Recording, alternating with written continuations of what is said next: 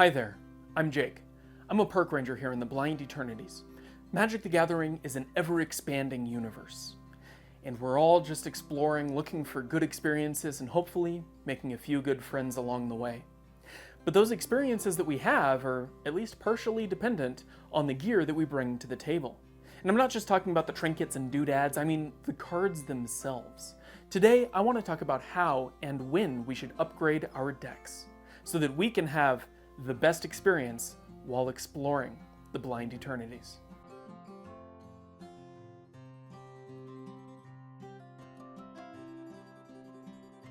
So when we talk about keeping our gear up to date, I think there's really two flavors. And the first is the update. Some of the things we use are just a little bit old. They're still functional, but there's newer things that have come out that maybe do the job a little bit better, or maybe allow you to experience that thing that was a little inconsistent a little more consistently. There's new cards coming out in Magic the Gathering all the time, and I think it's really fun to include some of those new releases in the decks that we're already using. But the second flavor of updating our gear might be a little bit more impactful, and that is the upgrade. Buying the best and biggest and most powerful stuff that we can shove into our deck and make it perform that much better. When we're upgrading a deck, it takes place at a lower level. We are changing the mechanics, the systems that build up that gameplay experience. And I think it's important to recognize that upgrading a deck is different, but not mutually exclusive from updating a deck. But there's one more type of change that we might make to our gear, and that is by preference. Preferential upgrades of decks, whether that's for flavor, for style, because a secret lair came out that has a card that just looks a little bit cooler. These are all valid reasons to change your deck and make it that much better of an experience for you as a player and the other people at the table with you. And I don't think we should discount the downgrade in power level of a deck for preferential reasons.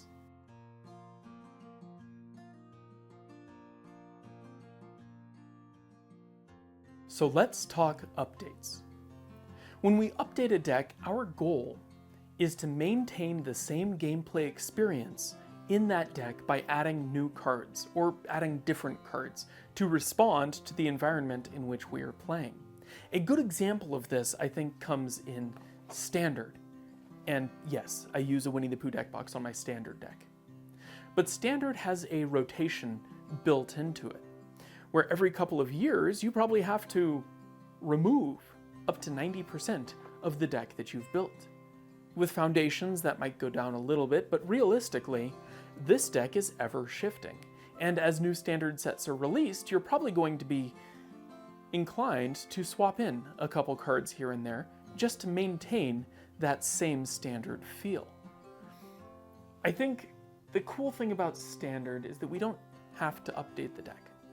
Realistically, you can play the exact same deck for about a year before you have to swap anything out.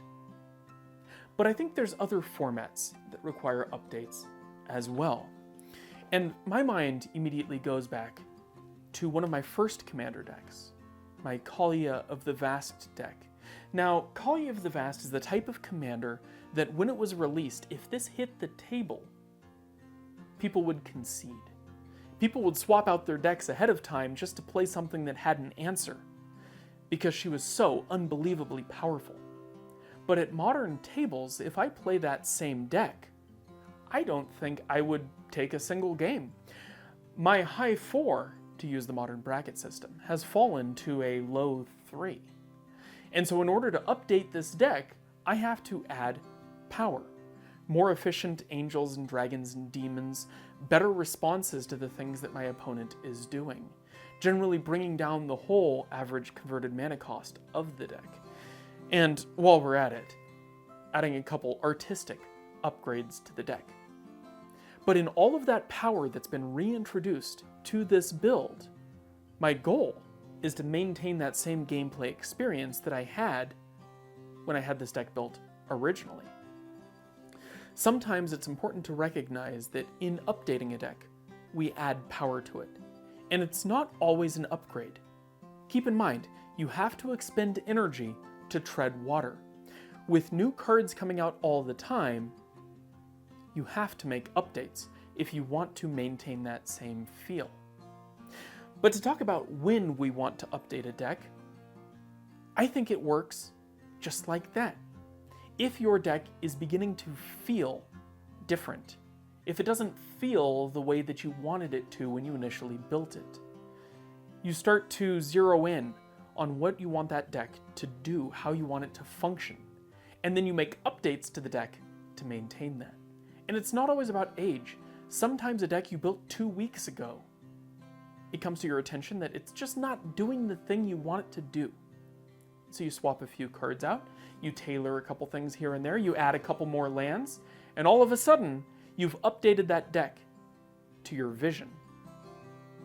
And now, that deck performs the way you want. And you've updated that deck to modern standards, your modern standards. I think this is a very personal process, and it's important to keep that in mind. But what if we're looking to take that next step? To take a deck from one bracket and move it to another, from one format and move it to another. Well, I think that is an entirely different process. So now let's talk about how we upgrade our Magic the Gathering decks.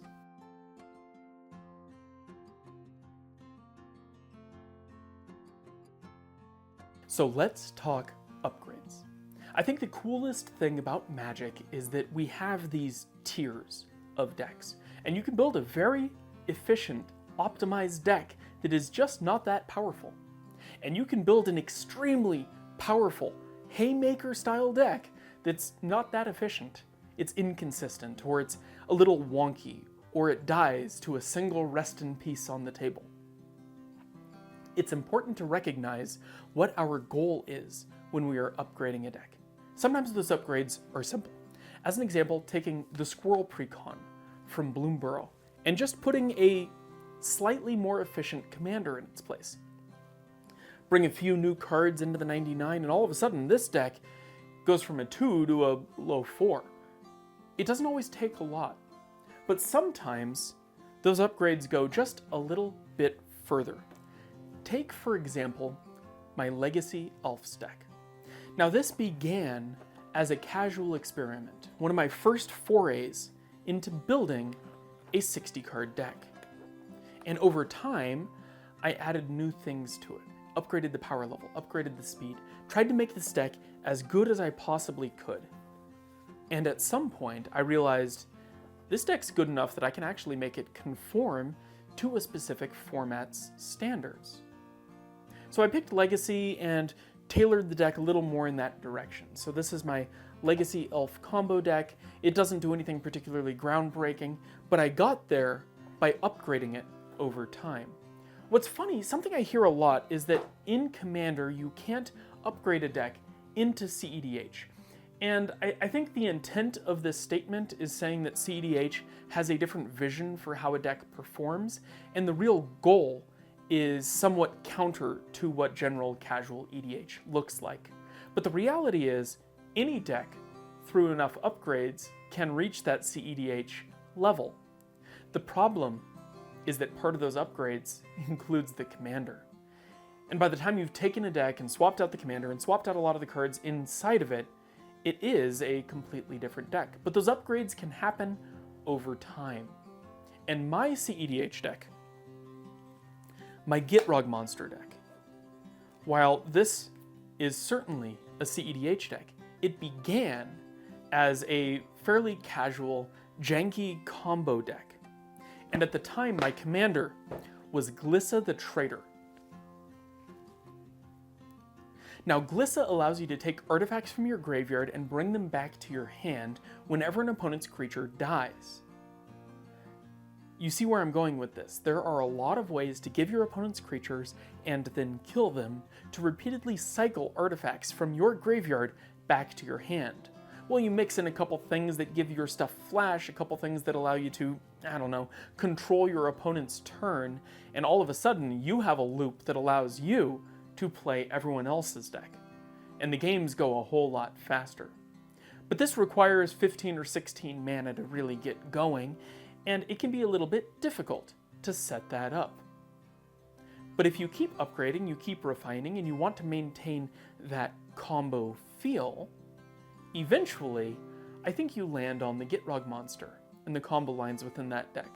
By the time I swapped from using Glissa the Traitor as my commander to the Gitrog monster as my commander, I think I swapped out maybe 15 cards.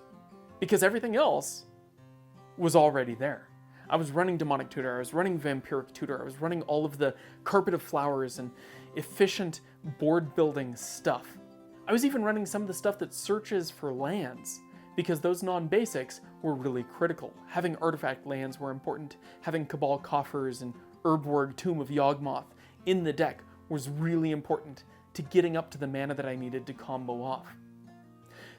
But if you are looking to upgrade your deck, and your goal is those upper echelons of competitive play, nothing can be off the table. Sometimes this involves swapping out some of the core components and core strategies of your deck in favor of those that are a little bit more competitive, a little more efficient, and a little bit more effective against the metagame that you find yourself in. Sometimes, if you're going from one format to the next, there is no clear upgrade path, and you'll have to step on a lot of stones to get there before you have something that resembles a playable deck in that new format. I do believe that's true. There's no way to upgrade a standard deck to reach a modern deck, but you might be able to get to Pioneer. I think that there are ways of making those upgrades in power level to meet whatever goal you have in mind, but you have to be willing to swap out some of your favorite stuff. And that's what brings us to the last option. And this is preferential upgrades of decks. Ways that we update our decks to meet our own goals. Not necessarily tied to gameplay, but just whatever we have in mind for that deck.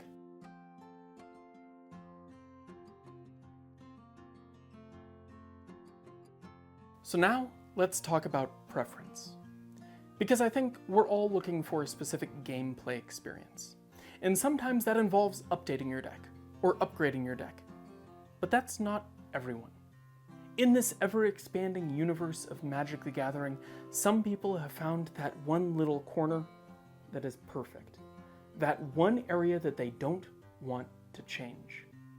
And that brings us to the last two kinds of updates that I would make to gear, because sometimes updating our gear isn't always about changing it. Sometimes it's about framing it. Having that unique gameplay experience statically preserved. And whether that is the Jace vs. Chandra battle deck from the original Dual Decks line that they put out, or maybe that's from the Warhammer 40k commander decks, played completely as is, balanced against each other, completely in flavor. I like having these on hand.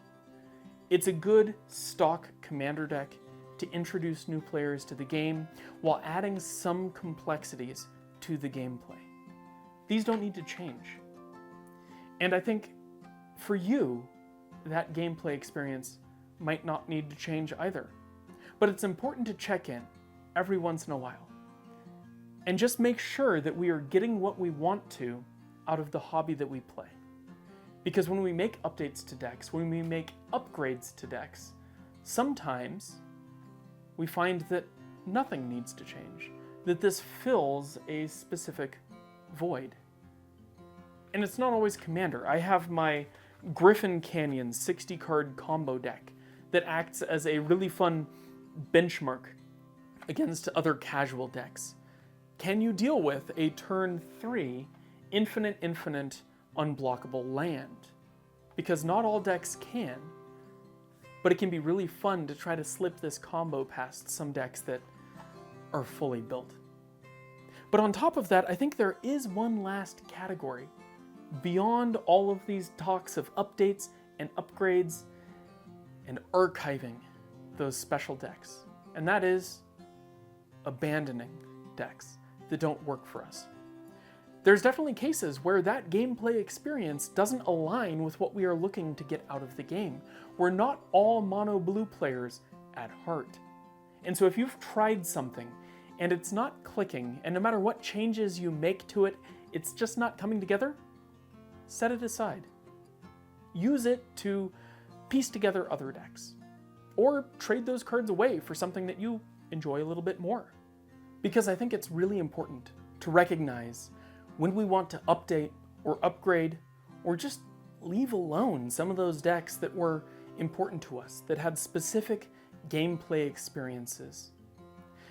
I think we can all engage with the Blind Eternities in our own unique way and find exactly what we're looking for. I look forward to seeing you in the Blind Eternities. Stay safe out there.